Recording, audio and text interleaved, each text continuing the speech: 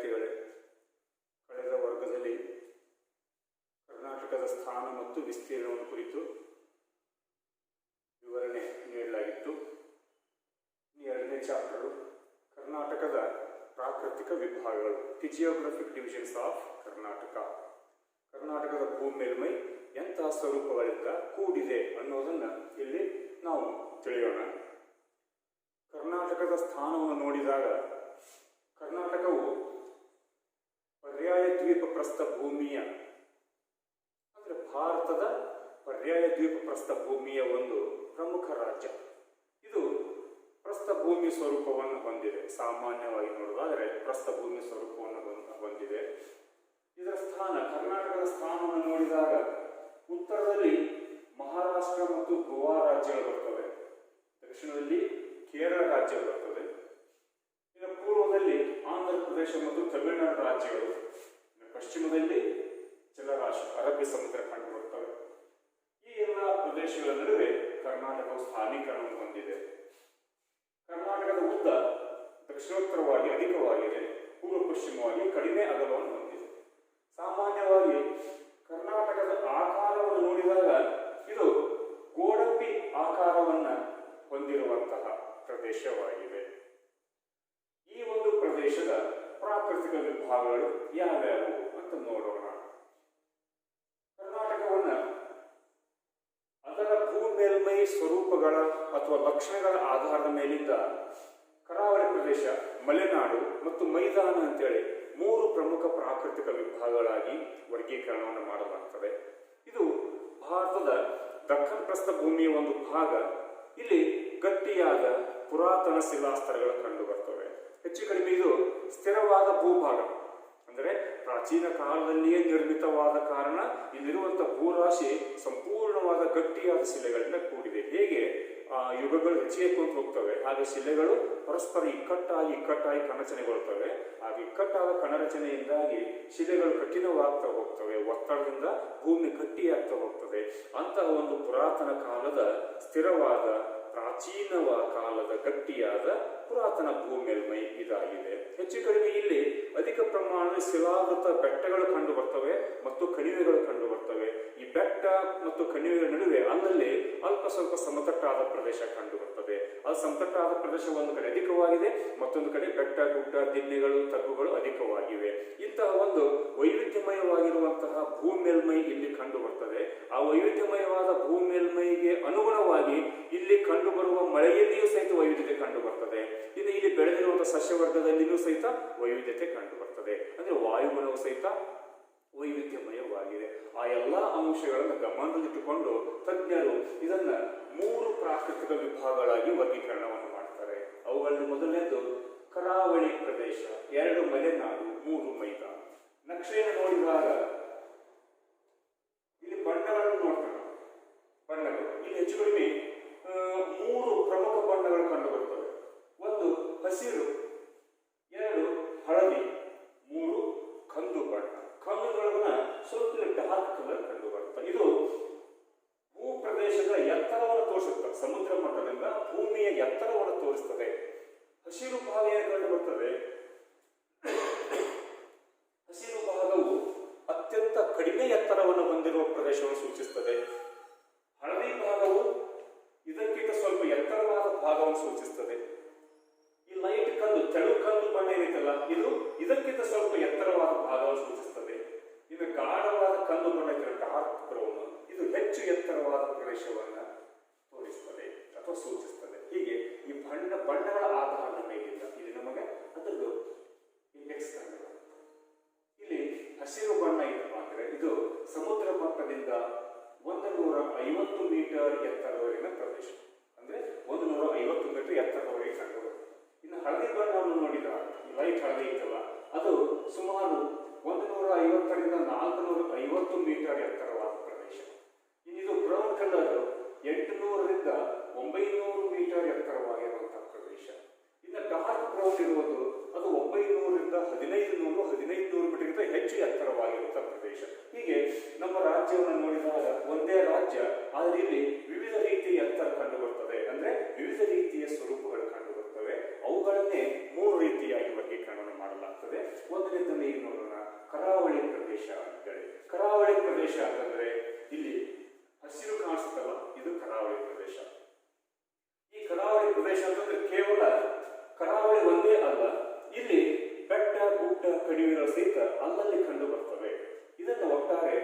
ಕರಾವಳಿ ಪ್ರದೇಶ ಅಂತ ಕರಿತೇವೆ. ಹಸಿರು ಕಾಣಿಸುತ್ತಲ್ಲ ಈ ಭಾಗವನ್ನ ಕರಾವಳಿ ಪ್ರದೇಶ. ಕರಾವಳಿ ಪ್ರದೇಶವು ಪೂರ್ವದಲ್ಲಿ ಕರ್ನಾಟಕ ಪ್ರಸ್ಥಭೂಮಿ, ಇದನ್ನ ದಕ್ಕನ್ ಪ್ರಸ್ಥಭೂಮಿ ಅಂತ ಕರಿತೇವೆ. ಈ ದಕ್ಕನ್ ಪ್ರಸ್ಥಭೂಮಿಯನ್ನ ಸ್ಥಳೀಯವಾಗಿ ಪ್ರಾದೇಶಿಕವಾಗಿ ಮಹಾರಾಷ್ಟ್ರ ಪ್ರಸ್ಥಭೂಮಿ, ಕರ್ನಾಟಕ ಪ್ರಸ್ಥಭೂಮಿ, ಆಮೇಲೆ ಆಂಧ್ರದೊಳಗ ಅವರು ಆಂಧ್ರ ಪ್ರಸ್ಥಭೂಮಿ ಅಂತ ಕರಿತೀವಿ. ರಾಯಲಸೀಮಾ ಅಂತ ಬರ್ತಾವಲ್ಲ, ತೆಲಂಗಾಣ ಅಂತೇಳಿ ಆದವು ಅವರು ಆಂಧ್ರ ಪ್ರಸ್ಥಭೂಮಿ. ಮತ್ತು ಕೇರಳ ತಮಿಳುನಾಡಿಗೆ ಹೋದ್ರೆ ಅವ್ರು ತಮಿಳುನಾಡು ಪ್ರಸ್ಥಭೂಮಿ. ಹೀಗೆ ಬೇರೆ ಬೇರೆ ಸ್ಥಾನಿಕ ವಿಭಾಗಗಳು ಕಂಡು ಬರ್ತವೆ. ಅದು ನೆಕ್ಸ್ಟ್ ಸೆಮಿಸ್ಟರ್ ಡಿಟೇಲು. ಇಲ್ಲಿ ಕರ್ನಾಟಕ ಪ್ರಸ್ಥಭೂಮಿ ಇದು ದಕ್ಕನ್ ಪ್ರಸ್ಥಭೂಮಿಯ ಒಂದು ಭಾಗ. ಹಾಗಾದ್ರೆ ಇಲ್ಲಿರೋದು ಕರಾವಳಿ ಪ್ರದೇಶ. ಕರಾವಳಿ ಪ್ರದೇಶ ಎಲ್ಲಿ ಕಂಡು ಬರ್ತದೆ ಸ್ಥಾನವನ್ನು ನೋಡಿದಾಗ ಪೂರ್ವದಲ್ಲಿ ಕರ್ನಾಟಕ ಪ್ರಸ್ಥಭೂಮಿ, ಪಶ್ಚಿಮದಲ್ಲಿ ಅರಬ್ಬಿ ಸಮುದ್ರ, ಉತ್ತರದಲ್ಲಿ ಕೊಂಕಣ ತೀರ, ದಕ್ಷಿಣದಲ್ಲಿ ಮಲಬಾರ್ ತೀರ, ಇವುಗಳ ಮಧ್ಯದಲ್ಲಿ ಕಂಡು ಬರ್ತವೆ. ಹಾಗಾದರೆ ಪೂರ್ವದಲ್ಲಿ ಕರ್ನಾಟಕ ಪ್ರಸ್ಥಭೂಮಿ, ಪಶ್ಚಿಮದಲ್ಲಿ ಅರಬ್ಬಿ ಸಮುದ್ರ, ಇವೆರಡರ ಮಧ್ಯದಲ್ಲಿ. ಇನ್ನು ಉತ್ತರದಲ್ಲಿ ಕೊಂಕಣ ತೀರ, ದಕ್ಷಿಣದಲ್ಲಿ ಮಲಬಾರ್ ತೀರ. ಇದನ್ನ ಪಶ್ಚಿಮ ಕರಾವಳಿ, ಪಶ್ಚಿಮ ತೀರ ಅಂತ ಕರಿತೇವೆ. ಪಶ್ಚಿಮ ತೀರವನ್ನ ಕರ್ನಾಟಕದಿಂದ ಉತ್ತರದಲ್ಲಿ ಕೊಂಕಣ ತೀರ ಅಂತ ಕರಿತೇವೆ. ಕರ್ನಾಟಕದಿಂದ ಕೇರಳದಲ್ಲಿ ಕೆಳಗೆ ಮಲಬಾರ್ ತೀರ ಅಂತ ಕರಿತೇವೆ. ಇವುಗಳ ಮಧ್ಯೆ ಇರುವಂತಹ ಪ್ರದೇಶವೇ ಕರಾವಳಿ ಪ್ರದೇಶ, ಅಥವಾ ಇದನ್ನ ಕರಾವಳಿ ಮೈದಾನ ಅಂತ ಸಹಿತ ಕರೆಯಲಾಗುತ್ತದೆ. ಈ ಕರಾವಳಿ ಮೈದಾನವು 3 ಜಿಲ್ಲೆಗಳಲ್ಲಿ ವಿಸ್ತರಿಸಿದೆ. ಕೇವಲ 3 ಜಿಲ್ಲೆಗಳಲ್ಲಿ: ಉತ್ತರ ಕನ್ನಡ ಜಿಲ್ಲೆ, ಕಾರವಾರ; 2 ಉಡುಪಿ; 3 ದಕ್ಷಿಣ ಕನ್ನಡ, ಮಂಗಳೂರು ಜಿಲ್ಲೆ. 3 ಉತ್ತರದಲ್ಲಿ ಉತ್ತರ ಕನ್ನಡ, ಕಾರವಾರ ಜಿಲ್ಲೆ; ಮಧ್ಯದಲ್ಲಿ ಉಡುಪಿ ಜಿಲ್ಲೆ; ಕೆಳಗಡೆ ದಕ್ಷಿಣ ಕನ್ನಡ ಅಥವಾ ಮಂಗಳೂರು ಜಿಲ್ಲೆ. ಈ 3 ಜಿಲ್ಲೆಗಳಲ್ಲಿ ವ್ಯಾಪಿಸಿರುವಂತಹ ಈ ಪ್ರದೇಶವೇ ಕರಾವಳಿ ಪ್ರದೇಶವಾಗಿದೆ. ಕರಾವಳಿ ಪ್ರದೇಶವು 350 ಕಿಲೋಮೀಟರ್ ಉದ್ದವಾಗಿದ್ದು 13ರಿಂದ 70 ಕಿಲೋಮೀಟರ್ ಅಗಲವಾಗಿದೆ. ಉದ್ದ 350, ಅಗಲ ಕೇವಲ 13ರಿಂದ 70 ಕಿಲೋಮೀಟರ್ ಮಾತ್ರ ಅಗಲವಾಗಿದೆ. ಅಂದ್ರೆ ಇಲ್ಲಿ ಭೂಭಾಗ ಕಡಿದಾಗಿದೆ. ಕಡಿದಾಗಿರುವ ಕಾರಣ ಅದು ಭೌಗೋಳಿಕ ಸ್ವರೂಪ. ಕಡಿದಾಗಿರುವ ಕಾರಣ ಮೈದಾನವು ಅಷ್ಟೊಂದು ಅಗಲವಾಗಿದೆ. ನದಿಗಳು ಒಮ್ಮೆಲೆ ಬಂದಿನ ಮಾಡಿಬಿಡ್ತವೆ, ನದಿಯ ಸಮುದ್ರಕ್ಕೆ ಒಮ್ಮೆಲೆ ಸೇರಿಕೊಂಡು ಬಿಡ್ತವೆ. ಅಂದ್ರೆ ಇಲ್ಲಿ ಇಳಿಜಾರು ಅಧಿಕವಾಗಿರುವುದರಿಂದ, ಕಡಿದಾಗಿರುವುದರಿಂದ ಅಲ್ಲಿ ಮೈದಾನ ನಿರ್ಮಾಣವಾಗಲಿಕ್ಕೆ ಸಾಧ್ಯತೆ ಕಡಿಮೆ ಇರ್ತದೆ. ಆ ಒಂದು ಭೌಗೋಳಿಕ ಲಕ್ಷಣದ ಆಧಾರದ ಮೇಲಿಂದ ಇದು ಕೇವಲ 13ರಿಂದ 70 ಕಿಲೋಮೀಟರ್ ಅಗಲವಾಗಿದೆ. ಇದರ ಒಟ್ಟು ವಿಸ್ತೀರ್ಣವನ್ನು ನೋಡಿದಾಗ 7,700 ಚದರ ಕಿಲೋಮೀಟರ್ ವ್ಯಾಪ್ತಿಯನ್ನ, ವಿಸ್ತೀರ್ಣವನ್ನ ಕರಾವಳಿ ಪ್ರದೇಶವು ಹೊಂದಿದೆ. ಉತ್ತರ ಭಾಗದೊಳಗ ಸದಾಶಿವ ಗಂಧ ಸ್ಟಾರ್ಟ್ ಹೇಳ್ತಿವೆ. ಉತ್ತರ ಭಾಗದೊಳಗ ಇದರ ಅಗಲ ಕೇವಲ 13 ಕಿಲೋಮೀಟರ್. ಇಲ್ಲಂತೂ ಈ ಕುಮಟಾ, ಹೊನ್ನಾವರ ಇಲ್ಲಿ ನೋಡಿದಾಗ ಅತಿ ಕಡಿಮೆ ಇಕ್ಕಟ್ಟಾದ ಪ್ರದೇಶ ಕಂಡು ಬರುತ್ತೆ. ಇದು ಕೆಳಗಡೆ ಬಂದಾಗ ಮಂಗಳೂರು, ನೇತ್ರಾವತಿ ನದಿ ಕಣಿವೆ, ನೇತ್ರಾವತಿ ನದಿಯನ್ನು ಅರಬ್ಬಿ ಸಮುದ್ರ ಸೇರ್ತದಲ್ಲ, ಆ ಒಂದು ಕಣಿವೆ ಪ್ರದೇಶದಲ್ಲಿ ಮಾತ್ರ ಇದು ಸ್ವಲ್ಪ ಅಗಲವಾಗಿದೆ. ಹಾಗಾಗಿ ಉತ್ತರದಲ್ಲಿ ಇಕ್ಕಟ್ಟಾಗಿದೆ, ದಕ್ಷಿಣಕ್ಕೆ ಬಂದಂತೆಲ್ಲ ಇದು ಅಗಲವಾಗ್ತಾ ಬರ್ತದೆ. ಇದರ ಒಂದು ಸ್ವರೂಪ. ಇದರ ಒಂದು ದಿಕ್ಕನ್ನು ನೋಡಿದಾಗ 350 ಕಿಲೋಮೀಟರ್ ಉದ್ದ ಅಂತ ಹೇಳ್ತೀವಲ್ಲ, ಅದು ವಾಯವ್ಯದಿಂದ ಆಗ್ನೇಯದ ಕಡೆಗೆ ಹಬ್ಬಿದೆ. ಅಂದ್ರೆ ವಾಯವ್ಯ ಮತ್ತು ಆಗ್ನೇಯ ದಿಕ್ಕಿನಲ್ಲಿ ಈ ಭಾಗವು ಹಬ್ಬಿದೆ. ಇದು ಒಟ್ಟಾರೆ ಕರಾವಳಿ ಪ್ರದೇಶ. ಕರಾವಳಿ ಪ್ರದೇಶ ಅಂತ ನಾನು ತಿಳ್ಕೊಂಡಿದ್ದೇವೆ, ಭೂರಾಶಿ ಮತ್ತು ಜಲರಾಶಿಗಳು ಎರಡೂ ಪರಸ್ಪರ ಸಂಧಿಸುವಂತಹ ಸ್ಥಳ. ಅದು ಸಮುದ್ರ ದಂಡೆಗಳಿಂದ ಕೂಡಿರ್ತದೆ ಮತ್ತು ಸಮತಟ್ಟಾದ ಮೈದಾನಗಳಿಂದ ಕೂಡಿರ್ತದೆ. ಇದು ಕರಾವಳಿ ಪ್ರದೇಶದ ಒಂದು ಲಕ್ಷಣ. ಅಲ್ಲಿ ಮರಳು ದಂಡೆಗಳು ಕಂಡು ಬರ್ತಾ ಇರ್ತವೆ. ಕರಾವಳಿ ಪ್ರದೇಶದ ಲಕ್ಷಣ. ಆದರೆ ಭಾರತವು ವೈವಿಧ್ಯಮಯವಾದ ರಾಷ್ಟ್ರ. ಇಲ್ಲೂ ಸಹಿತ ಅದೇ ವೈವಿಧ್ಯತೆ ಕಂಡು ಬರ್ತದೆ. ಕರಾವಳಿ ಅಂತ ನಾವು ಹೇಳಿದ್ರು ಸಹಿತ ಈ ಕರಾವಳಿ ಪ್ರದೇಶದೊಳಗ ಒಳನಾಡಿನ ಬೆಟ್ಟಗಳು ಚಾಚಿಕೊಂಡಿವೆ. ಅಲ್ಲಲ್ಲಿ ಆ ಕರಾವಳಿ ಪ್ರದೇಶ ಅಗಲವಾಗ ಒಂದೇ ಭಾಗ ಕಂಡು ಬರುವುದಿಲ್ಲ. ಇಲ್ಲಿ ಅಲ್ಲಲ್ಲಿ ಪಶ್ಚಿಮ ಘಟ್ಟಗಳ ಮುಂಚಾಚುಗಳು ಅಲ್ಲಿ ಕಂಡು ಬರ್ತವೆ. ಹಾಗಾಗಿ ಒಂದು ಕಡೆ ಸಮತಟ್ಟಾದ ಪ್ರದೇಶ ಕಂಡು ಬಂದರೆ, ಮತ್ತೊಂದು ಕಡೆ ಒಮ್ಮೆಲೆ ಮೇಲೆದ್ದಂತಹ ಒಂದು ಉನ್ನತ ಬೆಟ್ಟಗಳು, ಶಿಖರಗಳು, ಒಂದು ಕಡೆ ಆಳವಾದ ಕಣಿವೆಗಳು ಕಂಡು ಬರ್ತವೆ. ಹಾಗಾಗಿ ಈ ಒಂದು ಸಂಕೀರ್ಣ ಸ್ವರೂಪವನ್ನು ಇಲ್ಲಿ ನಾವು ಕಾಣೋದ್ರಿಂದ ಇದೇ ಕರಾವಳಿ ಪ್ರದೇಶವನ್ನು ಮತ್ತೆ ಅವುಗಳ ಲಕ್ಷಣಗಳ ಆಧಾರದ ಮೇಲಿಂದ 2 ಉಪವಿಭಾಗಗಳಾಗಿ ವರ್ಗೀಕರಣ ಮಾಡ್ತವೆ. ಒಂದು ಕರಾವಳಿ ಮೈದಾನ, ಎರಡನೇದು ಪಶ್ಚಿಮ ಘಟ್ಟಗಳು ಅಂತ. ಯಾಕಂದ್ರೆ ಹೇಳ್ತಲ್ಲ, ಕರಾವಳಿ ಪ್ರದೇಶದ ಸಮತಟ್ಟಾದ ಭಾಗ ಅಲ್ಲ, ಸ್ವಲ್ಪ ಸಮತಟ್ಟಾಗಿದೆ. ಪಕ್ಕದಲ್ಲಿ ಮಾತ್ರ ನಾವು ಪೂರ್ವಕ್ಕೆ ಬಂದರೆ ಒಮ್ಮೆಲೆ ಬೆಟ್ಟಗಳ ಸರಣಿ ಅಲ್ಲಿ ಒಳಗಡೆ ಚಾಚಿಕೊಂಡಿದೆ. ಹಾಗಾಗಿ ಅದರ ಲಕ್ಷಣಗಳಲ್ಲಿ ವೈವಿಧ್ಯತೆಗಳು ಕಂಡು ಬರ್ತವೆ. ಆ ಒಂದು ವೈವಿಧ್ಯತೆಗಳ ಪರಿಣಾಮವಾಗಿ ಇದನ್ನು ಕರಾವಳಿ ಪ್ರದೇಶ, ಇನ್ನೊಂದು ಕರಾವಳಿ ಬಯಲು ಮತ್ತು ಪಶ್ಚಿಮ ಘಟ್ಟ ಅಂತೇಳಿ ಎರಡು ಉಪವಿಭಾಗಗಳನ್ನಾಗಿ ವರ್ಗೀಕರಣವನ್ನ ಮಾಡಲಾಗ್ತದೆ. ಅದರೊಳಗನೆ ಮತ್ತು ಉಪವಿಭಾಗವಾಗಿರುವಂತಹ ಕರಾವಳಿ ಮೈದಾನವನ್ನು ನೋಡೋಣ. ಕರಾವಳಿ ಮೈದಾನ ಆಗಲೇ ಹೇಳಿದಂಗೆ 350 ಕಿಲೋಮೀಟರ್ ಉದ್ದ, ಅದು ವಾಯವ್ಯ ಮತ್ತು ಆಗ್ನೇಯ ದಿಕ್ಕಿನಲ್ಲಿ ಹಬ್ಬಿದೆ ಅಂತೇಳಿ. ಇದರ ಸರಾಸರಿ ಎತ್ತರ ಸಮುದ್ರ ಮಟ್ಟದಿಂದ 200 ಮೀಟರ್. ಇದು 200 ಮೀಟರ್ ಮತ್ತು ಅದಕ್ಕಿಂತ ಕಡಿಮೆ ಎತ್ತರವನ್ನ ಹೊಂದಿರುವಂತಹ ಭಾಗ. ಯಾಕಂದ್ರೆ ಪಕ್ಕದಲ್ಲಿಯೇ ಸಮುದ್ರ ಕಂಡುಬರುತ್ತದೆ. ಸಮುದ್ರದ ಅಲೆಗಳ ಕೊರೆತ ಇರ್ಬೋದು, ನದಿಗಳು ಬಂದು ಸೇರುವಂತಹ ಭಾಗ ಇಲ್ಲಿ ನಿರ್ಮಾಣವಾಗಿರುವಂತಹ ಈ ಪ್ರದೇಶ ಸಮುದ್ರ ಮಟ್ಟದಿಂದ ಕೇವಲ 200 ಮೀಟರ್ ಎತ್ತರದವರೆಗೆ ಕಂಡುಬರುತ್ತದೆ. ಇನ್ನು ಈ ಕರಾವಳಿ ಮೈದಾನದ ಸ್ಥಾನವನ್ನು ನೋಡಿದಾಗ ಪೂರ್ವದಲ್ಲಿ ಪಶ್ಚಿಮ ಘಟ್ಟಗಳು ಕಂಡುಬರ್ತವೆ. ಇದು ಪೂರ್ವ ಭಾಗದ ಪಶ್ಚಿಮ ಘಟ್ಟಗಳು ಕಂಡುಬರ್ತವೆ. ಪಶ್ಚಿಮದಲ್ಲಿ ಅರಬ್ಬಿ ಸಮುದ್ರ ಕಂಡುಬರ್ತದೆ. ಇಲ್ಲಿ ಕೆಲವು ನದಿಗಳು ಹರಿದು ಬಂದು ಪಶ್ಚಿಮ ಘಟ್ಟಗಳಲ್ಲಿ ಉಗಮ ಹೊಂದಿ ಹರಿದು ಬಂದು ಅರಬ್ಬಿ ಸಮುದ್ರವನ್ನು ಸೇರುತ್ತವೆ. ಅರಬ್ಬಿ ಸಮುದ್ರವನ್ನು ಸೇರುವಲ್ಲಿ ಪ್ರಮುಖವಾದ ನದಿ ನೇತ್ರಾವತಿ ನದಿ. ಅದು ಈ ಇಡೀ ಮೈದಾನದಲ್ಲಿ ಹರಿದಿರುವ ನದಿಗಳಲ್ಲಿ ದೊಡ್ಡ ನದಿ. ಈ ನೇತ್ರಾವತಿ ನದಿ ಹರಿದಿರುವ ಮಂಗಳೂರು ನಗರದ ಪಕ್ಕದಲ್ಲಿ ಅಲ್ಲಿ ಅರಬ್ಬಿ ಸಮುದ್ರವನ್ನು ಸೇರಬೇಕಾದ್ರೆ ಅದು ಮೈದಾನವನ್ನು ನಿರ್ಮಾಣ ಮಾಡಿದೆ. ಈ ಮೈದಾನವು 70 ಕಿಲೋಮೀಟರ್ ಅಗಲವಾಗಿದೆ. ಇದು ಒಂದು ಪ್ರದೇಶವನ್ನು ಹೊರತುಪಡಿಸಿದರೆ ಉಳಿದ ಭಾಗವು ಕೇವಲ 13, 20, 25, 30 ಕಿಲೋಮೀಟರ್ ಮಾತ್ರ ಅಗಲವಾಗಿದೆ. ಅಂದರೆ ಒಟ್ಟಾರೆ ಕರಾವಳಿ ಮೈದಾನದಲ್ಲಿ ನೇತ್ರಾವತಿ ನದಿ ಪ್ರದೇಶವು ಮಾತ್ರ ಅಥವಾ ನೇತ್ರಾವತಿ ನದಿ ಮುಖಜ ಭೂಮಿಯು ಮಾತ್ರ ಅಗಲವಾಗಿರುವಂತಹ ಒಂದು ಪ್ರದೇಶವಾಗಿದೆ. ಅದೊಂದು ಪ್ರದೇಶವನ್ನು ಹೊರತುಪಡಿಸಿದರೆ ಉಳಿದದ್ದು ಅತ್ಯಂತ ಇಕ್ಕಟ್ಟಾದ ಪಟ್ಟಿಯಂತೆ ಚಾಚಿಕೊಂಡಿರುವಂತಹ ಸ್ವರೂಪ ಇದಾಗಿದೆ. ಇದರ ಉತ್ತರ ಭಾಗದಲ್ಲಿ ಚಿಕ್ಕ ಪುಟ್ಟ ನದಿಗಳು ಕಂಡು ಬರ್ತವೆ. ಆದರೆ ಅವು ಯಾವುವು ಜಲಾನಯನ ಪ್ರದೇಶ ಚಿಕ್ಕದಿರುವ ಕಾರಣ ಅದು ಮೆಕ್ಕಲು ಮಣ್ಣಿನ ಸ್ವರೂಪಗಳನ್ನು ಅಥವಾ ಮುಖಜ ಭೂಮಿಯನ್ನಾಗಿ ನಿರ್ಮಾಣ ಮಾಡಲಿಕ್ಕೆ ಸಾಧ್ಯವಿರುವುದಿಲ್ಲ. ಆಗಲೇ ಹೇಳಿದಂತೆ ಭೂರಾಶಿ ಕಡಿದಾಗಿದೆ, ಸಮುದ್ರದಂಡೆ ಕಡಿದಾಗಿರುವುದರಿಂದ ಹಿಂದಿನಿಂದ ಬಂದಂತಹ ವಸ್ತು ಸಂಚಯನಗೊಳ್ಳಲಿಕ್ಕೆ ಅಲ್ಲಿ ಸಾಧ್ಯತೆ ಇರೋದಿಲ್ಲ. ಇದು ಕರಾವಳಿ ಮೈದಾನ. ಇನ್ನು ಕರಾವಳಿ ಮೈದಾನದೊಳಗೆ ಹರಿದಿರುವಂತಹ ಪ್ರಮುಖ ನದಿಗಳು ಯಾವಪ್ಪ ಅಂತಂದ್ರೆ ಶರಾವತಿ, ನೇತ್ರಾವತಿ, ಕಾಳಿ. ಇವು ಪ್ರಮುಖ ನದಿಗಳು. ಶರಾವತಿ, ನೇತ್ರಾವತಿ, ಕಾಳಿ ಮಹತ್ವದ ನದಿಗಳಾಗಿವೆ. ಇವುಗಳಲ್ಲಿ ನೇತ್ರಾವತಿ ಒಂದು ಮಾತ್ರ ಸ್ವಲ್ಪ ಅಗಲವಾದಂತ ಮುಖಜ ಭೂಮಿಯನ್ನು ನಿರ್ಮಾಣ ಮಾಡಿದೆ. ಇನ್ನು ಕೆಲವು ಚಿಕ್ಕ ನದಿಗಳು ಸಹಿತ ಕಂಡು ಬರ್ತವೆ. ಅವುಗಳೆಂದರೆ ಸೌಪರ್ಣಿಕಾ, ಗಂಗಾವಳಿ, ಅಘನಾಶಿನಿ, ಗುರುಪುರ, ಸೀತಾ, ಸ್ವರ್ಣ ಮೊದಲಾದವುಗಳು. ಇವುಗಳಲ್ಲದೆ ಇನ್ನೂ ನೂರಾರು ಚಿಕ್ಕ ಪುಟ್ಟ ನಮ್ಮಲ್ಲಿ ಹಳ್ಳ ಹೊಳೆ ಅಂತ ಕರಿತೀವಿ ಅಂಥವು ಚಿಕ್ಕ ಪುಟ್ಟವುಗಳು ಕಂಡು ಬರ್ತವೆ. ಅವು ಅಷ್ಟೊಂದು ಮಹತ್ವದವುಗಳು ಆಗಿರೋದಿಲ್ಲ. ಇವೆಲ್ಲವುಗಳು ಅರಬ್ಬಿ ಸಮುದ್ರವನ್ನು ಸೇರಬೇಕಾದ್ರೆ ಅಲ್ಲಿ ಅಳಿವೆಗಳನ್ನು ಮತ್ತು ಕಾರಿಗಳನ್ನು ನಿರ್ಮಾಣ ಮಾಡಿವೆ. ಅಳಿವೆಗಳು ಮತ್ತು ಕಾರಿಗಳು ಅಂತಂದ್ರೆ ನದಿಯು ಅಲ್ಲಿ ಸೇರ್ಬೇಕಾದ್ರೆ ಅಲ್ಲಿ ಪೂರ್ವರಾಶಿಯ ನಡುವೆ ಬಂದು ಸೇರ್ತಿರ್ತಾವಲ್ಲ, ಆ ಕಡೆ ಈ ಕಡೆ ಪೂರ್ವರಾಶಿ ಇರ್ತಾ ನಡುವ ಸಂಧಿಯಂತೆ ಅಲ್ಲಿ ಜಲಸ್ವರೂಪ ನಿರ್ಮಾಣವಾಗಿರ್ತದೆ. ಅವಳು ಕಾರಿಗಳು, ಅಳಿವೆಗಳು ಅಂತ ಕರಿತೇವೆ. ಅವುಗಳು ಬಂದರುಗಳ ನಿರ್ಮಾಣಕ್ಕೆ ಅನುಕೂಲವಾಗಿರ್ತವೆ. ಆ ಕಡೆ ಈ ಕಡೆ ಪೂರ್ವರಾಶಿ ನಡುವ ಕಾಲುವೆ ಟೈಪ್, ಹರಿ ಟೈಪ್ ನದಿಗಳು ಸೇರಿದಾಗ ಸಮುದ್ರದಿಂದ ಒಳಗಡೆ ಬಂದು ನಿಲ್ಲಲಿಕ್ಕೆ ಅಲ್ಲಿ ಸಾಧ್ಯತೆ ಇರ್ತದೆ. ದೋಣಿಗಳು ಬಂದು ನಿಲ್ಲಲಿಕ್ಕೆ ಅವುಗಳ ನೈಸರ್ಗಿಕ ಬಂದರುಗಳು ಅಂತ ಹೇಳ್ತವೆ. ಆ ನೈಸರ್ಗಿಕ ಬಂದರುಗಳ ನಿರ್ಮಾಣಕ್ಕೆ ಇದು ಹೆಚ್ಚು ಸೂಕ್ತವಾಗಿದೆ. ಹಾಗಾಗಿ ಇಲ್ಲಿ ಕಂಡು ಬರುವಂತಹ ಅಂತ ಒಂದು ಬಂದರುಗಳು ಯಾವಪ್ಪ ಅಂತಂದ್ರೆ ಕಾರವಾರ ಬಂದರು. ಇತ್ತೀಚೆಗೆ ಅಲ್ಲಿ ವಾಯುಸೇನಾ ನೌಕಾನೆಲೆಯನ್ನು ಅಲ್ಲಿ ಸ್ಥಾಪನೆ ಮಾಡಿದ್ದಾರೆ. ಅದು ಮಹತ್ವದ ಬಂದರು. ಇನ್ನು ಮಂಗಳೂರು, ನವಮಂಗಳೂರು ಬಂದರು ಅಂತಾರಾಷ್ಟ್ರೀಯ ಬಂದರು. ಅದು ಅಂದ್ರೆ ಅದನ್ನು ದಕ್ಷಿಣ ಭಾರತದ ಮತ್ತು ಕರ್ನಾಟಕದ ಹೆಬ್ಬಾಗಿಲು ಅಂತ ಕರಿತೇವೆ. ಅಂದ್ರೆ ನಮ್ದು ಅಂತಾರಾಷ್ಟ್ರೀಯ ವ್ಯಾಪಾರಕ್ಕೆ ಮಹತ್ವವನ್ನು ಪಡೆದಿರುವಂತಹ ಮಂಗಳೂರು ಬಂದರು ಇದೇ ಒಂದು ಕರಾವಳಿಯಲ್ಲಿ ಕಂಡು ಬರ್ತದೆ. ನೆಕ್ಸ್ಟ್ ಹೊನ್ನಾವರ ಬಂದರು ಮೀನುಗಾರಿಕೆಗೆ ಪ್ರಸಿದ್ಧವಾದ ಬಂದರು.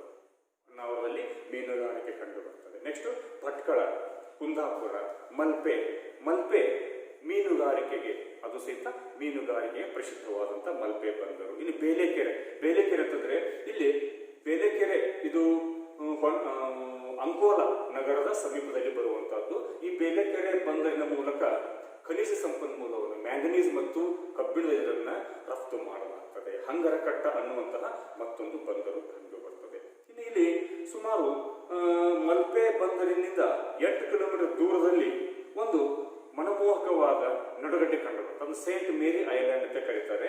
ಅದು ಮಲ್ಪೆ ಬಂದರಿನಿಂದ 8 ಕಿಲೋಮೀಟರ್ ಸಮುದ್ರ ಒಳಗಡೆ ಹೋಗಬೇಕು. ಅಲ್ಲಿ ಒಂದು ಸುಂದರವಾದ ಬಂದರು ಕಂಡು ಬರ್ತದೆ. ಅದು ಪ್ರವಾಸಿಗರನ್ನ, ವಿದೇಶಿಗರನ್ನ ಆಕರ್ಷಿಸುವಂತಹ ಒಂದು ಸುಂದರವಾದ ಮನಮೋಹಕ ಬಂದರು, ನಡುಗಡ್ಡೆ. ಅದು ಸಂಪೂರ್ಣ ಶಿಲಾಮಯವಾಗಿರುವಂತಹ ಭಾಗವಾಗಿದೆ. ಸುತ್ತಲೂ ಕಡಿದಾದ ಆಳವಾದ ಭಾಗ ಕಂಡು ಬರ್ತದೆ. ಸುತ್ತಲೂ ನೀರು, ನಡುವೆ ಶಿಲೆಗಳ ಬೆಟ್ಟದಂತೆ ಕಂಡು ಬರುವಂತಹ ಸ್ವರೂಪ. ಆಮೇಲೆ ಅಲ್ಲಿ ಶಿಲೆಗಳನ್ನು ನೋಡಿದ್ರೆ ಅವು ಸ್ತಂಭದ ರೂಪದಲ್ಲಿ ಕಂಡು ಬರುವ ಶಿಲೆಗಳು, ಅವುಗಳು ಪ್ರವಾಸಿಗರನ್ನ ಆಕರ್ಷಿಸ್ತಾ ಇರ್ತವೆ. ಅಂತಹ ಒಂದು ನಡುಗಡ್ಡೆಯ ಪ್ರದೇಶವು ಸಹಿತ ಅಲ್ಲಿ ಕಂಡು ಬರ್ತದೆ. ಇನ್ನು ಈ ಬಂದರಿನ ಗುಂಟ ಅನೇಕ ಬೀಚ್ಗಳು ಕಂಡು ಬರ್ತವೆ, ಮರಳು ದಂಡೆಗಳು ಕಂಡು ಬರ್ತವೆ. ಅವು ವಿದೇಶಿಗರನ್ನ ಆಕರ್ಷಿಸುವಂತಹ ಒಂದು ಬಂದರುಗಳಾಗಿದ್ದು, ಅವು ಅಥವಾ ಸಮುದ್ರ ದಂಡೆಗಳಾಗಿದ್ದು ದೇಶದ ಆರ್ಥಿಕ ಬೆಳವಣಿಗೆಗೆ ಪೂರಕವಾಗಿವೆ. ಅಂದರೆ ಅಲ್ಲಿ ಪ್ರವಾಸೋದ್ಯಮವು ಸಾಕಷ್ಟು ಪ್ರಮಾಣದಲ್ಲಿ ಅಭಿವೃದ್ಧಿಯನ್ನ ಹೊಂದಿದೆ. ಇನ್ನು ಕರಾವಳಿ ಮೈದಾನದೊಳಗ ಅನೇಕ ಸುಕ್ಷೇತ್ರಗಳು, ಪ್ರಸಿದ್ಧ ಯಾತ್ರಾ ಸ್ಥಳಗಳು ಕಂಡು ಬರ್ತವೆ. ಅಂತ ಒಂದು ಪ್ರಮುಖ ಸುಕ್ಷೇತ್ರಗಳು ಯಾವಪ್ಪ ಅಂದ್ರೆ ಇಲ್ಲಿವು ಗೋಕರ್ಣ, ಮುರುಡೇಶ್ವರ, ಇಡಗುಂಜಿ ಮತ್ತು ಉಡುಪಿ. ಇವು ಅತಿ ಮಹತ್ವದವು. ಇವನ್ ಬಿಟ್ರೆ ಇನ್ನು 100 ಚಿಕ್ಕ ಪುಟ್ಟ ಸುಕ್ಷೇತ್ರಗಳಲ್ಲಿ ಕಂಡು ಬರ್ತವೆ. ಇವು ನಮ್ಮ ದೇಶದ ಬೇರೆ ರಾಜ್ಯಗಳಲ್ಲಿ, ಇಡೀ ದೇಶದಲ್ಲಿ ಪ್ರಸಿದ್ಧಿಯನ್ನು ಪಡೆದಿರುವಂತವುಗಳು. ಆಮೇಲೆ ಅಂತಾರಾಷ್ಟ್ರೀಯ ಪ್ರಾಮುಖ್ಯತೆಯನ್ನು ಪಡೆದಿರುವಂತವುಗಳು. ಉದಾಹರಣೆಗೆ ಗೋಕರ್ಣ, ಅದು ಅಲ್ಲಿರುವಂತಹ ಒಂದು ದೇವಸ್ಥಾನ ಇರ್ಬೋದು, ಅಲ್ಲಿರುವಂತಹ ಒಂದು ಸಮುದ್ರ ದಂಡೆಗಳಿರ್ಬೋದು, ಅವುಗಳು ವಿದೇಶಿಗರನ್ನ ಆಕರ್ಷಿಸ್ತವೆ. ಇನ್ನು ಮುರುಡೇಶ್ವರ, ಇತ್ತೀಚೆಗೆ ಮುರುಡೇಶ್ವರವು ಸಾಕಷ್ಟು ಪ್ರಮಾಣದಲ್ಲಿ ಅಭಿವೃದ್ಧಿ ಹೊಂದಿದೆ. ಅಲ್ಲಿ ಸನ್ಸೆಟ್ ಪಾಯಿಂಟ್ ಅಂತ ಸೂರ್ಯಾಸ್ತವನ್ನು ನೋಡುವಂತಹ ಒಂದು ಪ್ರಮುಖ ಅಂಶ. ಇನ್ನು ಉಡುಪಿ, ಶ್ರೀಕೃಷ್ಣ ಮಠದಿಂದ ಪ್ರಸಿದ್ಧಿಯಾಗಿರುವಂತಹ ಒಂದು ಉಡುಪಿ. ಆಮೇಲೆ ಇಡಗುಂಜಿ, ಅಲ್ಲಿರುವಂತಹ ಒಂದು ಗಣೇಶನ ಒಂದು ದೇವಸ್ಥಾನದಿಂದ. ಇವು ಈ ಕ್ಷೇತ್ರದಲ್ಲಿ, ಈ ಒಂದು ಪ್ರದೇಶದಲ್ಲಿ ನೆಲೆಸಿರುವಂತಹ ಒಂದು ಸುಕ್ಷೇತ್ರಗಳಾಗಿವೆ. ಇವುಗಳು ದೇಶ ವಿದೇಶಗಳಿಂದ ಪ್ರವಾಸಿಗರನ್ನ ಆಕರ್ಷಿಸ್ತಾ ಇರ್ತವೆ. ಇನ್ನು ಈ ಕರಾವಳಿ ಪ್ರದೇಶದಲ್ಲಿ ಅಲ್ಲಲ್ಲಿ ಮೆಕ್ಕಲು ಮಣ್ಣಿನ ಪ್ರದೇಶ ಕಂಡುಬರುತ್ತೆ. ಆ ಮೆಕ್ಕಲು ಮಣ್ಣು ಅತ್ಯಂತ ಫಲವತ್ತಾಗಿತ್ತು. ಯಾಕೆಂದ್ರೆ ಅದು ನದಿಯಿಂದ ಸಾಗಿಸಲ್ಪಟ್ಟಂತ ಮಣ್ಣಾಗಿರುವುದರಿಂದ ಅದರಲ್ಲಿ ಖನಿಜಾಂಶಗಳು, ಆಮೇಲೆ ಸುಣ್ಣದ ಅಂಶ ಇರಬಹುದು, ಇತರೆ ಅಂಶಗಳು ಸಾಕಷ್ಟು ಕಂಡು ಬರ್ತವೆ, ಪೋಷಕಾಂಶಗಳು. ಏಕೆಂದ್ರೆ ನೀರಿನೊಳಗೆ ವಿಲೀನಗೊಂಡಂತ ಎಲ್ಲ ಅಂಶಗಳು ಮಣ್ಣಿನಲ್ಲಿ ಸೇರಿರ್ತವೆ. ಅವು ದೂರದಿಂದ ಹರ್ಕೊಂಡು ಬಂದಿರ್ತವೆ. ಎಲ್ಲ ಅಂಶಗಳು ಅದರಲ್ಲಿ ಅಧಿಕವಾಗಿರುವುದರಿಂದ ಈ ಮಣ್ಣುಗಳಲ್ಲಿ ಮೆಕ್ಕಲು ಮಣ್ಣು ಹೆಚ್ಚು ಫಲವತ್ತಾದ ಮಣ್ಣು. ಅಂತಹ ಒಂದು ಮಣ್ಣು ಅಲ್ಲಿ ಕಂಡು ಬರ್ತದೆ. ಹಾಗಾಗಿ ಅಲ್ಲಿ ತೆಂಗು, ಗೋಡಂಬಿ, ಗೇರು, ಅಡಿಕೆ, ಭತ್ತ ಇವು ಪ್ರಮುಖ ಬೆಳೆಗಳಾಗಿವೆ. ಇವು ಕರಾವಳಿ ಪ್ರದೇಶದ ಒಂದು ಪ್ರಧಾನ ಹಣಕಾಸಿನ ಬೆಳೆಗಳಾಗಿವೆ. ಆಮೇಲೆ ಇವುಗಳು ದೀರ್ಘಕಾಲ ಸಂಗ್ರಹ ಮಾಡಿಡಬಹುದಾದಂತಹ ಒಂದು ಬೆಳೆಗಳು. ತೆಂಗು, ಗೇರು, ಗೋಡಂಬೆ, ಅಡಿಕೆ, ಭತ್ತ ಬೇಗನೆ ಕೆಡೋದಿಲ್ಲ. ಹಾಗಾಗಿ ಇವು ಕರಾವಳಿ ಜನರ ಒಂದು ಹಣಕಾಸಿನ ಮೂಲಗಳಾಗಿರ್ತವೆ. ಇನ್ನು ಕರಾವಳಿ ಪ್ರದೇಶದಲ್ಲಿ ಮೀನುಗಾರಿಕೆಯು ಪ್ರಧಾನ ಉದ್ಯೋಗ. ನಮ್ಮಲ್ಲಿ ಬಯಲುಸೀಮೆಯಲ್ಲಿ ನಾವು ಕೃಷಿಯಲ್ಲಿ ಹೇಗೆ ಪ್ರಾಧಾನ್ಯತೆ ಪಡೆದಿದ್ದೇವೆ, ಇವರು ಕೃಷಿಗಿಂತ ಹೆಚ್ಚು ಮೀನುಗಾರಿಕೆಯಲ್ಲಿ ಪ್ರಾಧಾನ್ಯತೆ ಪಡೆದಿರುವಂಥದ್ದು. ಮೀನುಗಾರಿಕೆ ಅದಕ್ಕೇನು ಭೂಮಿ ನಾವು ಉತ್ತಬೇಕು, ಬೆಳಿಬೇಕು, ಅದನ್ನ ಮೇಂಟೈನ್ ಮಾಡಬೇಕು ಅಂತದೇನಿರೋದಿಲ್ಲ. ನೈಸರ್ಗಿಕವಾಗಿ ಸಾಗರಗಳಲ್ಲಿ ಮೀನುಗಳು ಬೆಳಿತಾನೆ ಇರ್ತವೆ. ಅವ್ರು ಹಿಡ್ಕೊಂಡ್ಬರೋದು, ಮಾರೋದು. ಮೀನುಗಾರಿಕೆ, ಫಿಶರಿ ಅದು ಒಂದು ಇಲ್ಲಿಯ ಜನರ ಒಂದು ಪ್ರಮುಖ ಉದ್ಯೋಗವಾಗಿದೆ. ಮೀನು ಪ್ರಧಾನ ಆಹಾರದ ಒಂದು ವಸ್ತು. ಆಮೇಲೆ ಮೀನನ್ನ ಗೊಬ್ಬರಕ್ಕಾಗಿ ಬಳಕೆ ಮಾಡಲಾಗ್ತದೆ. ಅದರಲ್ಲಿ ಪೋಷಕಾಂಶ ಅಧಿಕವಾಗಿ ಪೌಷ್ಟಿಕ ಆಹಾರನ ಹೌದು, ಔಷಧಿಗಾಗಿ ಬಳಕೆ ಮಾಡಲಾಗ್ತದೆ. ಹಾಗಾಗಿ ಅದು ಸಾಕಷ್ಟು ಮಹತ್ವವನ್ನು ಪಡೆದಿರುವಂತಹ ಒಂದು ವಾಣಿಜ್ಯ ಉದ್ಯೋಗವಾಗಿ ಇಲ್ಲಿ ಪರಿಣಮಿಸುತ್ತದೆ. ಹಾಗಾಗಿ ಆ ಪ್ರದೇಶಕ್ಕೆ ನಾವು ಹೋದಪ್ಪ ಅಂತಂದ್ರೆ, ಪ್ರವಾಸಕ್ಕಾಗಿ ಅಥವಾ ಯಾವುದೇ ಕಾರಣದಿಂದ ಹೋದ್ರೆ, ಬೆಳಗಿನ ಜಾವ ನಸುಕಿನ ವೇಳೆ ಅಲ್ಲಿ ಸಮುದ್ರದಲ್ಲಿ ಬಲೆಯನ್ನು ಹಾಕಲಿಕ್ಕೆ ಹೋಗುವಂತಹದ್ದು, ಸ್ವಲ್ಪ ಸಮಯ ಬಿಟ್ಟು ಪುನಃ ಮೀನು ಹಿಡ್ಕೊಂಡು ಬರುವಂತಹದ್ದು, ಆ ಒಂದು ಸೌಂದರ್ಯವನ್ನು ನೋಡಿದ್ರೆ ಅದು ಅತ್ಯಂತ ಮನಮೋಹಕವಾಗಿರ್ತದೆ. ಹಾಗಾಗಿ ಅದು ಬೆಳಗಿನ ಜಾವದ ದೋಣಿಗಳು ಮೀನು ಹಿಡಿಯಲಿಕ್ಕೆ ಹೋಗುವುದು, ಸಮುದ್ರಕ್ಕೆ ಇಳಿಯೋದು, ಸಾಯಂಕಾಲ ಮತ್ತೆ ಹಿಂದೂ ಬರುವುದು, ಇಂತಹ ಒಂದು ದೃಶ್ಯಗಳು ಅತ್ಯಂತ ಮನಮೋಹಕವಾಗಿರ್ತವೆ. ಜೊತೆಗೆ ಇದು ಉತ್ತಮ ವಾಯುಗುಣವನ್ನು ಹೊಂದಿರುವಂತಹ ಪ್ರದೇಶ. ಕಾರಣ ಪಕ್ಕದಲ್ಲಿಯೇ ಸಮುದ್ರ ಇರುವುದರಿಂದ ಸಾಗರಿಕ ಪ್ರಭಾವ ಕಂಡು ಬರ್ತದೆ. ಸಾಗರಿಕ ಪ್ರಭಾವ ಅಂತಂದ್ರೆ ಸಾಗರದ ಮೇಲಿಂದ ಮಾರುತಗಳು ಬೀಸಿ ಬಂದು ಆ ಪ್ರದೇಶವನ್ನು ಪ್ರವೇಶಿಸುವ ಕಾರಣ ಅಲ್ಲಿ ಚಳಿಗಾಲದಲ್ಲಿ ವಾತಾವರಣ ಬೆಚ್ಚಗಿರ್ತದೆ, ಬೇಸಿಗೆಯಲ್ಲಿ ವಾತಾವರಣ ತಂಪಾಗಿರ್ತದೆ. ಹೀಗೆ ಅಲ್ಲಿರುವಂತಹ ಉಷ್ಣಾಂಶದ ತೀಕ್ಷ್ಣತೆಯನ್ನ ಕಡಿಮೆ ಮಾಡಿಬಿಡ್ತಾವೆ ಸಮುದ್ರ ಮಾರುತಗಳು. ಹಾಗಾಗಿ ಅತ್ಯಂತ ಆಹ್ಲಾದಕರವಾದ, ಹಿತಕರವಾದಂತಹ ಒಂದು ವಾಯುಗುಣ ಇಲ್ಲಿ ಕಂಡು ಬರ್ತದೆ. ಹಾಗೆಯೇ ಈ ಪ್ರದೇಶವು ಸಾಂಸ್ಕೃತಿಕವಾಗಿ ಸಹಿತ ಹೆಚ್ಚು ಪ್ರಾಮುಖ್ಯತೆಯನ್ನು ಹೊಂದಿರುವಂತಹದ್ದು. ನಮ್ಮ ಉಳಿದ ಒಂದು ಬಯಲು ಸೀಮೆ, ಒಳನಾಡು, ಉತ್ತರ ಕರ್ನಾಟಕ ಇರ್ಬೋದು, ದಕ್ಷಿಣ ಕರ್ನಾಟಕ ಇರ್ಬೋದು, ಇವುಗಳ ಸಂಸ್ಕೃತಿಗೂ ಕರಾವಳಿ ಸಂಸ್ಕೃತಿಗೂ ಸಾಕಷ್ಟು ವ್ಯತ್ಯಾಸಗಳು ಕಂಡು ಬರ್ತವೆ. ಅಲ್ಲಿ ಹೆಚ್ಚು ಕಡಿಮೆ ಸ್ವಲ್ಪ ಉತ್ತಮ ಸಂಸ್ಕೃತಿ, ಉತ್ತಮ ನಾಗರಿಕತೆ ಸಹಿತ ಅಲ್ಲಿ ಕಂಡು ಬರ್ತದೆ. ಅಲ್ಲಿ ಶಿಕ್ಷಣ ಕ್ಷೇತ್ರಕ್ಕೆ ಹೋದರೂ ಅಲ್ಲಿ ಉತ್ತಮವಾದ ಅಂಶಗಳು ಕಂಡು ಬರ್ತವೆ. ಹಾಗಾಗಿ ಇಲ್ಲಿ ಶೈಕ್ಷಣಿಕ, ಸಾಂಸ್ಕೃತಿಕವಾಗಿ ಅದು ಹೆಚ್ಚು ಮಹತ್ವವನ್ನು ಪಡೆದಿರುವಂಥದ್ದು. ಅಲ್ಲಿ ವೈವಿಧ್ಯತೆ ಜಾಸ್ತಿ ಕಂಡು ಬರ್ತದೆ. ಅಲ್ಲಿರುವಂಥ ವೇಷಭೂಷಣ, ಅಲ್ಲಿರುವಂಥ ಜನರ ಜೀವನ, ಅಲ್ಲಿರುವ ಜನರ ಉದ್ಯೋಗ, ಇವೆಲ್ಲವುಗಳು ಸಾಕಷ್ಟು ವೈವಿಧ್ಯಮಯವಾಗಿರುತ್ತವೆ. ಕಾರಣ ಏನಪ್ಪಾ ಅಂತಂದ್ರೆ ಆ ಪ್ರದೇಶದ ಭೌಗೋಳಿಕ ಲಕ್ಷಣಗಳೇ, ಪರಿಸರವೇ ಅದಕ್ಕೆ ಕಾರಣೀಭೂತವಾಗಿರುತ್ತದೆ. ಹೀಗೆ ಈ ಕರಾವಳಿ ಬಯಲನ್ನು ನಾವು ನೋಡ್ತೇವೆ. ಕರಾವಳಿ ಮೈದಾನ ಅಥವಾ ಕರಾವಳಿ ಬಯಲು ಅಂತಂದ್ರೆ ಹಸಿರು ಮನೆ ಕಾಣಿಸುತ್ತಲ್ಲ, ಇದಿಷ್ಟು ಕರಾವಳಿ ಮೈದಾನ ಅಥವಾ ಕರಾವಳಿ ಬಯಲು. ಇಲ್ಲಿವರೆಗೆ ಹೇಳಿದ್ದು ಈ ಪ್ರದೇಶಕ್ಕೆ ಸಂಬಂಧಿಸಿದಂತ. ಇನ್ನ ಇದೇ ಕರಾವಳಿ ಪ್ರದೇಶದ ಎರಡನೇ ಉಪವಿಭಾಗ ಪಶ್ಚಿಮ ಘಟ್ಟಗಳು. ಪಶ್ಚಿಮ ಘಟ್ಟಗಳು ಅಂತಂದ್ರೆ ಈ ಹಸಿರು ಪ್ರದೇಶದೊಳಗೆ ಅಲ್ಲಲ್ಲಿ ಒಳಗಡೆ ಈ ಕಲ್ಲು ಬಣ್ಣ ಸೇರಿಕೊಳ್ತದಲ್ಲ, ಇದನ್ನ ಪಶ್ಚಿಮ ಘಟ್ಟಗಳು ಅಂತ ಕರೀತೇವೆ. ಎರಡನೇ ವಿಭಾಗ ಇದಿಷ್ಟು ಇಲ್ಲಿಂದ ಪಶ್ಚಿಮ ಘಟ್ಟಗಳು ಅಂತೇಳಿ ನಾವು ಪರಿಗಣಿಸ್ತೇವೆ.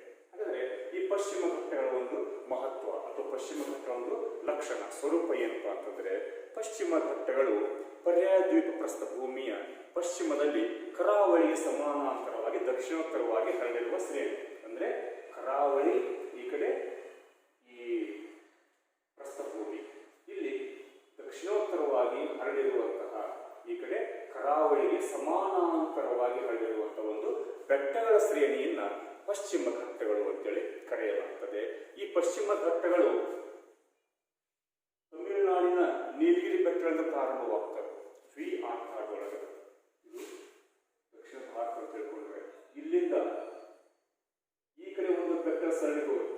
ಇಲ್ಲೆಲ್ಲಿ ಅಜಂತಾ ಎಲ್ಲೋರ ಬೆಟ್ಟ ಅಂತೀವಿ ನಾವು. ಎಲ್ಲಿ ಮಹಾರಾಷ್ಟ್ರಕ್ಕೆ ಹೋಗುವಾಗ, ಮಹಾರಾಷ್ಟ್ರಕ್ಕೆ ಹೋದ್ರೆ ಇಲ್ಲಿವರೆಗೆ ಗುಜರಾತ್ನ ಸಮೀಪ. ಇಲ್ಲಿ ಈ ಕಡೆ ಬಂದಾಗ ಇಲ್ಲಿ ಬೆಟ್ಟ ಸರಣಿ ಸುವರ್ಣರೇಖಾ ನದಿವರೆಗೆ ಈ ಕಡೆ, ಇದನ್ನ ಪೂರ್ವ ಘಟ್ಟಗಳು ಕರಿತೇವೆ, ಇದನ್ನ ಪಶ್ಚಿಮ ಘಟ್ಟಗಳು ಕರಿತೇವೆ.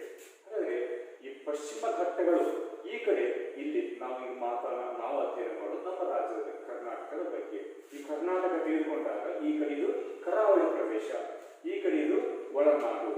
ಈ ಕರಾವಳಿಗೆ ಸಮಾನಾಂತರವಾಗಿ ಹರಡಿರುವಂತಹ ಇಲ್ಲಿಂದ ಈ ಭಾಗವನ್ನೇ ಪಶ್ಚಿಮ ಘಟ್ಟಗಳು ಅಂತ ಕರಿತೇವೆ. ಈ ಪಶ್ಚಿಮ ಘಟ್ಟಗಳನ್ನ ಮಧ್ಯ ಸಹ್ಯಾದ್ರಿ ಅಂತ ಕರಿತೇವೆ. ಪಶ್ಚಿಮ ಘಟ್ಟಗಳಿಗೆ ಇನ್ನೊಂದು ಹೆಸರು ಸಹ್ಯಾದ್ರಿ ಬೆಟ್ಟ ಅಂತ ಕರಿತೇವೆ. ಇದು ಮಧ್ಯ ಭಾಗ ಕರ್ನಾಟಕದಲ್ಲಿ ಬರುವುದರಿಂದ ಕೆಳಗಡೆ ಕೇರಳ, ಮೇಲೆ ಮಹಾರಾಷ್ಟ್ರ, ನಡುವೆ ಕರ್ನಾಟಕ. ಇದನ್ನ ಪಶ್ಚಿಮ ಘಟ್ಟಗಳ ಮಧ್ಯ ಭಾಗವನ್ನ ಮಧ್ಯ ಸಹ್ಯಾದ್ರಿ ಅಂತೇಳಿ ಕರೆಯುತ್ತೇವೆ.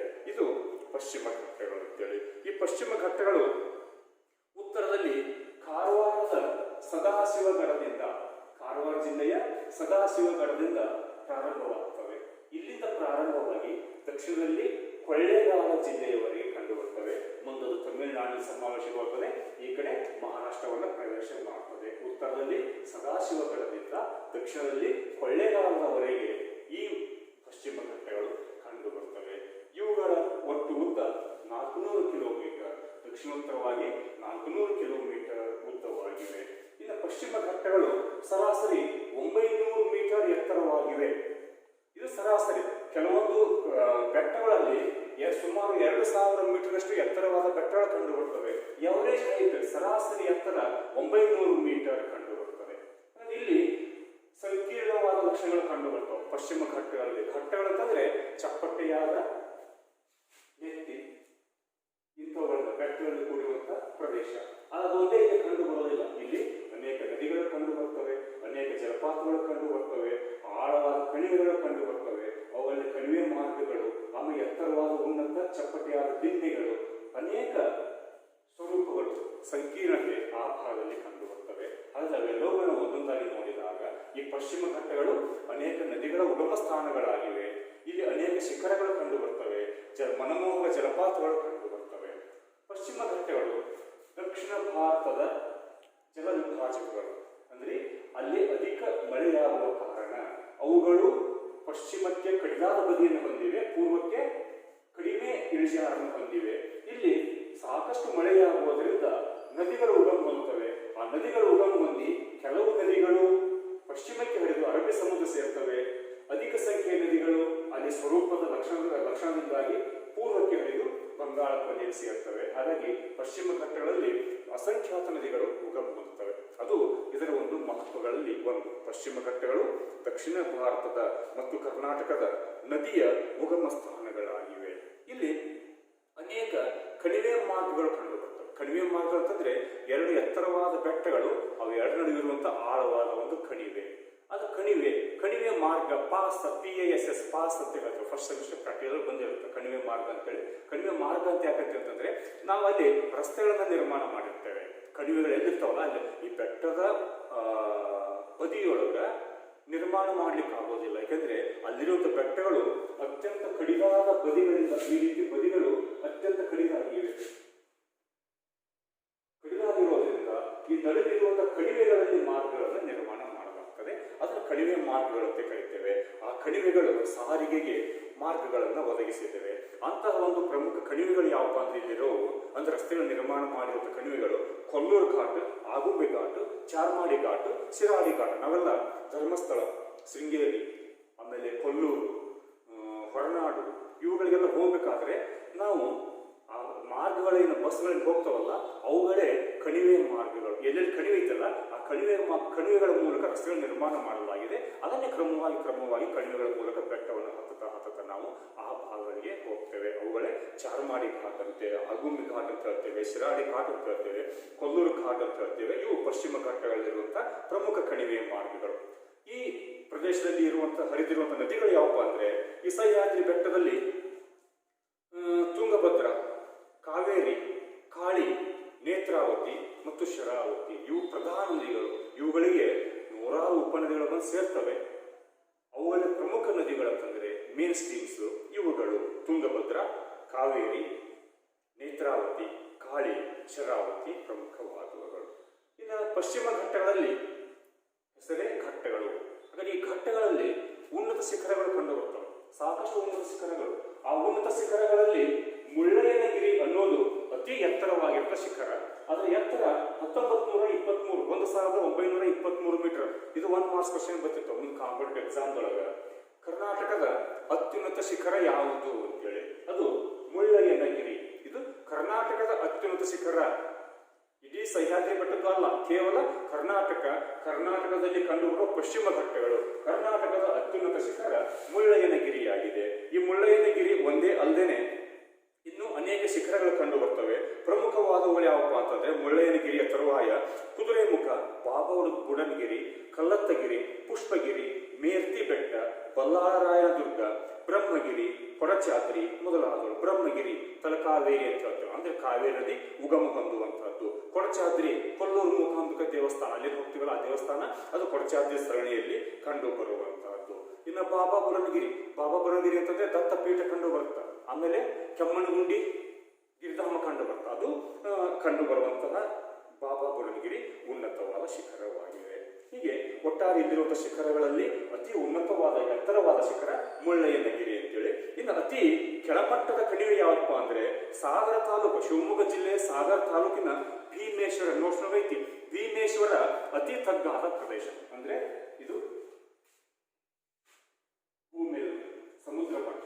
ಇಲ್ಲಿ ಅತ್ಯಂತ ಎತ್ತರವಾದ ಶಿಖರ ಯಾವುದು? ಮುಳ್ಳಯ್ಯನಗಿರಿ. ಅದರ ಎತ್ತರ 1923. ಇನ್ನು ಇದೇ ಪ್ರದೇಶದಲ್ಲಿ ಅತಿ ಕೆಳಮಟ್ಟದ ಪ್ರದೇಶ ಅಂತಂದ್ರೆ ಸಾಗರ ತಾಲೂಕಿನ ಭೀಮೇಶ್ವರ. ಇದು ಅತಿ ಉನ್ನತ ಶಿಖರ, ಇದು ಅತಿ ತಳಭಾಗದ ಕಣಿವೆ. ಇವೆರಡು 1 ಮಾರ್ಕ್ಸ್ಗಳ ಬರ್ತಿರ್ತಾವ. ಒಂದು ಭೀಮೇಶ್ವರ, ಇನ್ನೊಂದು ಮುಳ್ಳಯ್ಯನಗಿರಿ. ಅವಿಷ್ಟು ನೋಟ್ಸ್ ಮಾರ್ಕ್ ಮಾಡ್ಕೊಳ್ರಿ, ಅದನ್ನ ನೆನಪಿಟ್ಕೊಳ್ರಿ. ಇನ್ನು ಈ ಪಶ್ಚಿಮ ಘಟ್ಟಗಳು ಮತ್ತು ಕರಾವಳಿ ಪ್ರದೇಶ, ಒಟ್ಟಾರೆ ಕರಾವಳಿ ಇದನ್ನು ನೋಡಿದರೆ, 1ನೇ ವಿಭಾಗ ನೋಡಿದರೆ ಇದರ ಮಹತ್ವ ಏನಪ್ಪಾ? ಮಹತ್ವ ಏನಂತಂದ್ರೆ ಸಿಗ್ನಿಫಿಕೆನ್ಸ್ ಅಥವಾ ಇಂಪಾರ್ಟೆನ್ಸ್ ಏನಪ್ಪಾ ಅಂತಂದ್ರೆ ಕರಾವಳಿ ಪ್ರದೇಶವು ಆರ್ಥಿಕ, ಸಾಮಾಜಿಕ ಮತ್ತು ಸಾಂಸ್ಕೃತಿಕವಾಗಿ ಅತ್ಯಂತ ಸಂಕೀರ್ಣತೆಯನ್ನು ಹೊಂದಿರುವ, ಅತ್ಯಂತ ಮಹತ್ವವನ್ನು ಹೊಂದಿರುವಂತಹ ಒಂದು ಸ್ವಾಭಾವಿಕ ವಿಭಾಗವಾಗಿದೆ. ಹೇಗೆ ಸ್ವಾಭಾವಿಕ ವಿಭಾಗವಾಗಿದೆ ಅಂತಂದ್ರೆ, ಮಹತ್ವವನ್ನು ಹೊಂದಿದೆ ಅಂತಂದ್ರೆ, ಇಲ್ಲಿರುವಂತಹ ಪಶ್ಚಿಮ ಘಟ್ಟಗಳು ಜಗತ್ತಿನಲ್ಲಿಯೇ ಪ್ರಸಿದ್ಧವಾದಂತಹವುಗಳು. ಕಾರಣ ಏನಪ್ಪಾ ಅಂತಂದ್ರೆ ಅಲ್ಲಿ ನಿತ್ಯ ಹರಿದ್ವರ್ಣ ಸಸ್ಯವರ್ಗ ಬೆಳೆದಿದೆ. ವರ್ಷವಿಡೀ ಹಸಿರಾಗಿರುವಂತಹ 12 ತಿಂಗಳು ಹಸಿರಾಗಿಯೇ ಕಾಣುವಂತಹ ಎವರ್ ಗ್ರೀನ್ ಫಾರೆಸ್ಟ್, ನಿತ್ಯ ಹರಿದ್ವರ್ಣ ಸಸ್ಯವರ್ಗ ಕಂಡು ಬರ್ತದೆ. ಅದು ಪರಿಸರವನ್ನ ಸಮತೋಲನ ಸ್ಥಿತಿಯಲ್ಲಿರ್ತದೆ. ಪ್ರಪಂಚದಲ್ಲಿಯೇ 10 ಜೈವಿಕ